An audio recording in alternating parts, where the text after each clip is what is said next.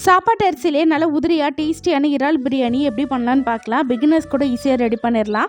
அதுக்கு ஃபஸ்ட்டு குக்கரில் 4 table spoon எண்ணெய், பட்டை, லவங்கம், ஏலக்காய், கட் பண்ண 4 பெரிய வெங்காயம், தேவையான உப்பு சேர்த்துட்டு நல்லா வதக்கி விட்டுக்கலாம். வெங்காயம் இந்த அளவுக்கு வதங்கினோடனே 1 ஸ்பூன் தனி மிளகாய் தூள், 3 முழு பச்சை மிளகாய் சேர்த்துட்டு வதக்கி விட்டுக்கலாம். இந்த ஸ்டேஜில் மிளகாத்தூள் சேர்க்கும் போது பிரியாணிக்கு நல்ல ஒரு கலர் கொடுக்கும். அடுத்து 1.5 டேபிள் ஸ்பூன் இஞ்சி பூண்டு விழுது சேர்த்துட்டு பச்சை வாசனை போக நல்லா வதக்கிக்கோங்க.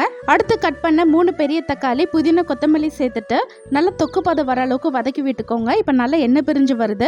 இந்த ஸ்டேஜில் கழுவி க்ளீன் பண்ணி வச்ச 1/2 கிலோ இறால் சேர்த்துட்டு நல்லா கலந்து விட்டுக்கோங்க. இது கூடவே 1/2 ஸ்பூன் அளவு பிரியாணி மசாலா, அப்படி இல்லைன்னா கரம் மசாலா சேர்த்துட்டு 1 நிமிஷம் மட்டும் நல்லா கலந்து விட்டுட்டு இப்போ தண்ணி சேர்த்துக்கலாம்.